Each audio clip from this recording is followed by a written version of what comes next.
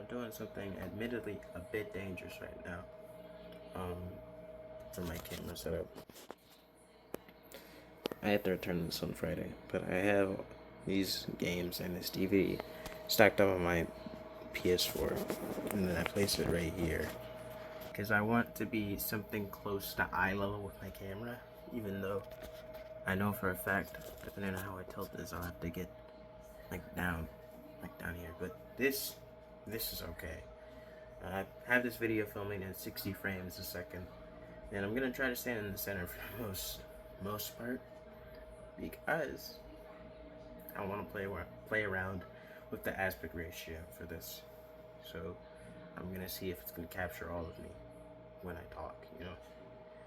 Either way, let's get this started.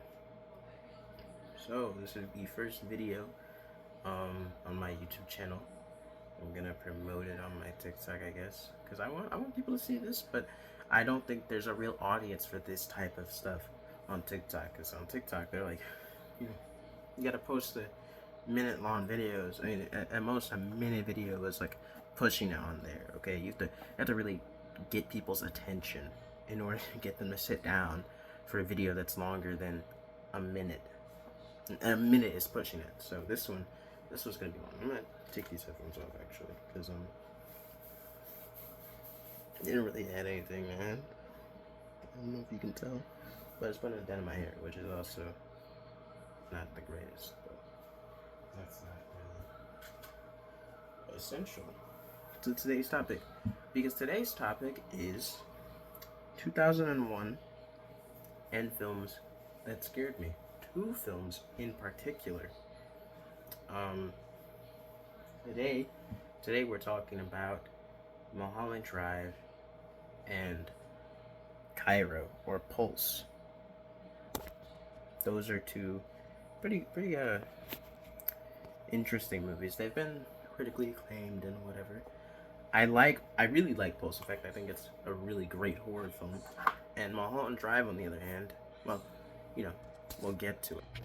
I don't know if the last thing I said got cut off weird, and I paused the video because I'm doing amateur editing. I'm not good at editing. I just threw a red pillowcase over the lamp in my room, the big one. So, actually, you know what? I'm just making sure this doesn't start a fire or whatever. I think this looks nice. I also don't want to burn this, so I'm going to keep this somewhat short. So, no long-windedness. It's still going to be unedited. It's going to be unscripted. But I'm not going to be here talking for 20 minutes or whatever. But basically, the first one we're going to talk about is Pulse. Because I want to do that. I really like Pulse. I'm going to move this out of the frame. I want the light, but I don't... Jesus. Okay. I want the light, but I don't want the pain and the havoc of having to deal with it. Plus, I was saying I'm gonna experiment with the aspect ratio, so we can just get this to turn. So most of this video is just gonna be me fucking around with the light, as you can see. Come on. All right. Yeah, it's better. That's good. I like this. So, okay, let's be fast about this. Mulholland Drive is not the film I'm going to talk about first. I don't know why I said that. I was going to talk about Pulse. Pulse is a film from 2001. It is a Japanese film directed by Kiyoshi Kurosawa. And it's essentially about loneliness being turned into an internet virus spread by ghosts. It sounds stupid, but this is one of the most terrifying films I've ever seen. For a variety of reasons. One, the filmmaking, of course. The cinematography, the sound design, the performances, the ideas behind the film are pretty terrifying to me. And I think that one of the best ways to exemplify that terror that the film elicits is through the famous scene in which the ghost lady walks up to that guy and peers over the couch as he falls behind it. That scene is so scary because of the ratcheting of tension that is never released. Now, Your average American horror watcher is going to watch this and be like, okay, when's the jump scare, right? Except this scene, and I'm not 100% sure, but I think the whole movie has no jump scares. There are no jump scares in the entirety of that movie, I think. Now, I may be wrong. I may be wrong. But that's a genius choice. Because it never allows you to be free. It never allows you to be free of the tension that the film is creating. And thus, it scares you. Just in that visceral sense alone. But it's also scary in the sense of the story that it's telling about ghosts who need company. They need company. They're not even bad guys. They just need company because they were so lonely in life. And this leads to the breakdown of Japanese society. Planes are flying into buildings, and this film came out in 2001. So, this is probably before 9/11. So they could still show stuff like planes flying into buildings. Now you can't do that. And I'm in New York, so you definitely can't do that. But this movie is a pretty great movie about, loneliness and ghosts and stuff. It's a great time. I really enjoyed it. Sorry, just checking the thing so it doesn't light a fire or whatever. I'm not gonna do this all the time because this is concerning. It's concerning to me. But yeah. Now we're gonna talk about the next movie. And this is a movie that I have complicated feelings about because I don't necessarily like the movie. But the more research I did about it, the less I didn't like it. And I feel like now I actually may like it a little bit. Now, the only way to put this to the test, is by watching the movie. I have to watch Mulholland Drive again. But I don't really have an avenue at this time. The November Criterion sale at Barnes & Noble is happening. That's really the only place I could get a movie like this without paying for it online or whatever, or sailing the seven seas, which I don't want to do. So I don't do that. I don't do that stuff.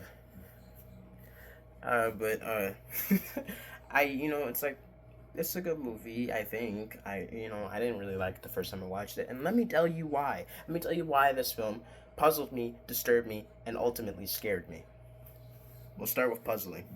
So first off, the film puzzled me because it has an absolutely insane structure. The majority of the film is a dream sequence, and then the last 30 minutes are the real world apparently, and that's my first thing with this movie. Is so much stuff is going on in this movie that's not really a part of the main plot. In theory, when you first watch it, a lot of stuff is going on. And you're questioning, what is going on? What does this have to do with the main plot? The girl in the car crash, and then she meets Naomi Watts, and her and Naomi Watts are like, who are you? Let's go figure out who you are. Why is there a director getting pink paint thrown at him? Why is he getting intimidated by a man in a cowboy suit? Why is there a homeless person in the back of what is clearly a copyright-free Denny's who gives people heart attacks? And under the framework of the first part's the dream and the second part's the real world, all of this starts making sense in, the surrealistic way that David Lynch often did in his movies. What I noticed actually about this guy's movies is this ones are actually quite simple once you get past the layers of surrealism that he wraps his stories in. It's an interesting movie. I'm tempted to say it's a good movie, but I haven't seen it and actually liked it. So I'd have to watch it again, because I only watched it once. It disturbed me also because of that structure, and just the stuff that happens in the movie is kind of fucked up. And then it scared me ultimately because I was kind of having a weird day when I watched it. So it was Thursday, July 31st, 2025. So I watched it this year. I watched it for the first time this year. And I watched it in this room. I'm gonna move this now so you can. It's kind of dark in here, but I watched it on this TV. It's not really in focus, but I watched it on this TV, this Samsung 32-inch TV, and it's like, okay, I'm sorry for potentially blinding anybody with this light. I'm gonna take this off now. My pillowcase rests for a little bit, but isn't that a great lamp? Just a beautiful lamp.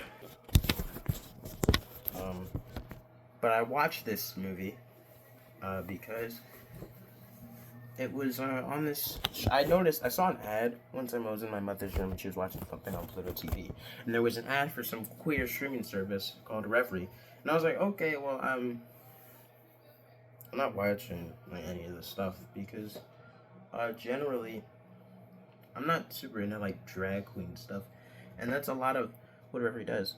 I've watched some, queer stuff in my life, but I'm a cheerleader is a classic of that cinema. That's a really great movie. I really like that movie.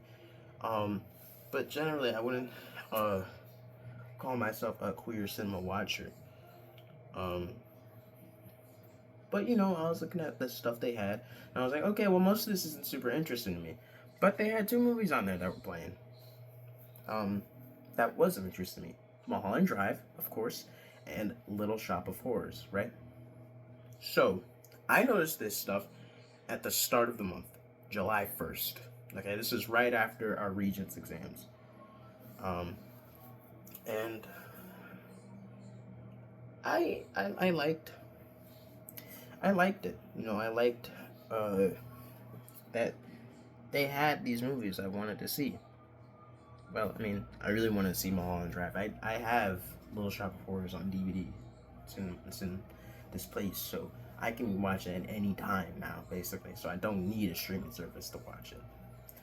But I had no way to watch Mulholland Drive outside of this. So I see this ad playing at the beginning of the month, and I'm like, well, yeah, now I gotta watch that. But I'm slow with watching movies on my watch list because once it gets added to my watch list, it's like it's sucked into a dimension that it will never escape. I have like 300 movies on my watch list, I think. No, I don't have 300. I've got close to 250, 240, 230. But it's a lot of movies, alright? Maybe I'll post my Letterboxd in the description so you can follow me if you want to do that. If you have a Letterboxd. But yeah, put the light back on. We're getting spooky now. So now it's Thursday, July the 31st. And I'm watching this movie. And it takes a while for me to set it on my TV because I can't get the streaming service on my TV for some reason. So I have to connect my phone to the TV via SmartView, which it's a bitch trying to connect anything to that TV. And I hate that. I resent that. But I did it. I got it connected to my TV. And I was like, okay, this is a bit weird looking. I was messing with the settings on the TV, flipping through, having it on a movie mode and standard mode, and then messing with the picture on my phone. It was a whole lot of stuff. And then finally I got it working right, and then, it was a rainy day that day. Not a great day, weather-wise. So that already had instilled a sort of negative mood in me, right? Then I watched the movie, and I'm like, this is just like, so much stuff is going on here that I don't get it. And that's more indicative of like my habits than the film itself, that I couldn't meet the film where it was. I had to get it to like it. And it's something I gotta kind of move past that. Somewhere, it's not necessarily that, it's like I didn't get it, so therefore it's awesome in the artistically pretentious way that some people view art. It's like this, just because you don't know what it's saying doesn't mean it's artistically deep, but my thing is like, it's okay for art to be opaque if you have a meaning behind, if there's a story behind it. It's like, okay, this is like, yeah, you can tell it any way you want. You can have it jump all around and stuff where it doesn't make any fucking sense. and people resent that, and I get that. I truly do. But this film actually has a somewhat simple story beneath all of that surrealism, right? And beneath all of that, it's a very simple movie, like I just said. I don't want to say too much about the movie or any more than I already have because I really think you should go and watch it, viewer. But yeah, it's a movie that scared me because of the atmosphere of the day on which I watched it, and the filmmaking itself being so confusing and strange that I don't know. It just it freaked me out. It freaked me out. That's all I really can say. Is it weirded me out and it freaked me out. But yeah, those are two movies. I don't know what the title of this movie is gonna be. I don't know what the title of this video is gonna be. I don't know what the thumbnail is gonna be. It'll probably be PNG of these movies, the posters, or maybe I'll have myself doing a face or something. I don't really think about stuff like that. My thumbnail, um, I don't know. I don't know. I don't know what the title is gonna be. I think the title's gonna be two films from 2001 that scared me, right? The thumbnail probably just be me talking in this. Or I'll do like a, yeah, like I'll do that, um, something like that, and then I don't know what the channel name is gonna be because right now it's just my name. Um, I might change it to like my name likes movies or whatever. I don't exactly want to say my full name in this video, and it's not my full name, but yeah, I like movies. Or maybe I should say I like films. You know, but this is gonna be like a classical YouTube. I'm not gonna be like that YouTube video essayist where it's like like, oh, I gotta click the VHS buttons, start the video off, and then I'll be sitting here with a little tiny microphone and I talk into it like this. You'll be getting all of this video's sound from my phone, and all of the camera quality from my phone. I have an Android, so I apologize if it looks terrible. I can't control that. I'd rather have it than an iPhone though, because at least I know how to work this. Nothing against iPhones. I'm sure they're great. I just know how to work an Android better than an iPhone. So yeah, I'm so sick and tired of the Android versus iPhone BS. Uh, but I digress. That's really all I have to say. So I guess see you later.